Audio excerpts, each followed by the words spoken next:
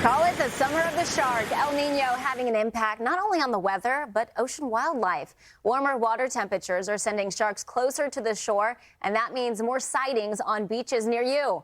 It's a problem we're seeing on both the east and west coasts. This week out in California, a 10-foot great white shark was spotted on a drone swimming dangerously close to nearby swimmers. Across the country and New York, shark sightings have caused beaches to close 23 times already this year. Just last month, a hammerhead was captured swimming off the coast of Watermill, New York. With many potential dangers of the deep lurking, we need to bring in the experts to break this all down for us. Shark experts from coast to coast. First, we have Yaiullo, curator and co-founder of the Long Island Aquarium and professor of marine biology and director of the Shark Lab at California State University, Long Beach, Dr. Chris Lowe. This is such an exciting to talk about, and rightfully so, as we're in the middle of summer. So, Dr. Lowe, we're going to start with you. Ocean water temperatures are rising. Do you think this is driving the increase in shark sightings? Well, it is. In addition, California's had a marine heat wave off its coast since December. And we started having baby white sharks showing up as early as February, where they normally don't show up until April. So when water temperatures get this warm, it pushes white sharks that are born off Baja up into Southern California waters, and we expect them to continue moving north up into Monterey. My brother-in-law lives off the coast of Southern California, and he likes to bodyboard. He mentioned he's seen at least one shark sighting, so that certainly goes along with what you're saying. And Joe, I'm curious to hear your thoughts on this as well. Yeah, I mean, we're seeing warmer temperatures, but we're also seeing a lot of more bait fish in the region, which is a sign that the environment is greatly improving. And wherever the food goes, that's where the sharks are going to go. So if the food comes closer to shore, the sharks will be there as well. Let's talk a little bit more about these rising water temperatures and what that specifically means to sharks. And they don't like those rising temperatures. How does this affect them? And are there certain species that are adapting better to this? There's going to be quite a difference. I mean, there's going to be range extensions that we're seeing where sharks weren't normally seen because the waters are warming in different areas. So they're very adaptable. They've been around hundreds of millions of years. And but yeah, the global warming and the sea temperature rises are critical, a critical danger for all of us, including us humans. And Dr. Lowe, we'll go back to you. This was an interesting story we recently found. A 1,400-pound great white shark called Breton was just spotted off the coast of Florida. This is not a common place that you think to point in this time of the season. You think maybe more so Cape Cod or even into Atlantic Canada that we might find sharks. Why do you think this shark was so far south?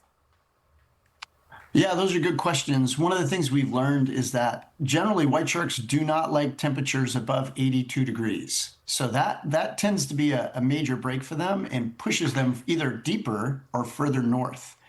So because sharks aren't like marine mammals, they don't have to come to the surface, they can go deeper. And as long as there's sufficient food for them there, they can stay there.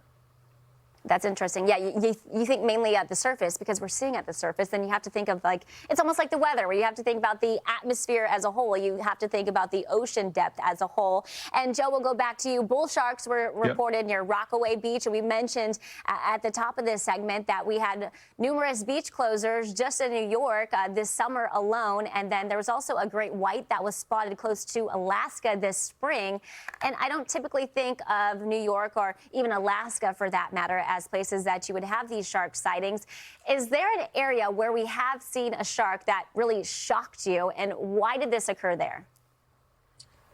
Nothing in particular. I mean, we have a very sophisticated testing here for testing if sharks are, we put our finger in the water and we taste it, and if it's salty, there's going to be sharks there. That's just as simple as it gets.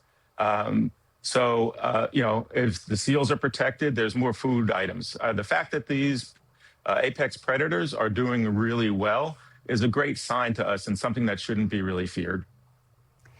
And Dr. Lowe, we'll go back to you. This increase in shark sightings, I mean, there might be some other factors to it, right? Potentially more surveillance. I know we track specific sharks. Breton, that one that I mentioned, we track that shark. Maybe an increase in population. Are there other factors at play? Well, I think the surveillance part just has given us better idea and better ability to track what's going on out there. But I think populations are rising for the same reason Joe mentioned. White sharks have been protected in U.S. waters. They've been protected off California. Their food sources have been better managed due to better fisheries management, and marine mammals have recovered. So all those reasons are why we should expect to see more white sharks, and it is a good example of a healthy ocean. I'm so curious going forward, and maybe this is a question for both of you because you're both experts in the field. What do we still need to learn about sharks going forward? What are some of your biggest questions that you have about the species? And Joe, we can start with you. Oh, okay. Well, I mean, the main thing is the conservation. You know, we're killing millions of sharks per year for silly things like shark fin soup and things like that. Humans are not on the menu. There are millions of people swimming in the beaches off of Long Island multiple times per day, every day, and there's very few incidences. So the fear of the sharks, while warranted, just utilizing proper common sense, not going swimming in the dawn or dusk, or if there's a lot of bait activity in the water. Pretty much they want to stay away from us. We're loud, obnoxious creatures. We're not on the menu. That's a great way to describe humans. And any last thoughts before we go, Dr. Lowe? Yeah, I think what our research is showing in California is that white sharks are around people all the time. People don't know it, and sharks are completely ignoring us. We're basically flotsam at a beach.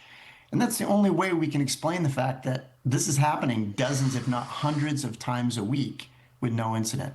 So I think people should enjoy the water. They should respect the fact that they're sharing it with animals like white sharks and other species, but can still enjoy their ocean recreation as long as they use common sense. Exactly. I think that's a great way to wrap up this panel. It's all about respecting those in the water as well. Dr. Chris Lowe and Joe Yaiullo, thank you so much for joining us and talking all things sharks this morning.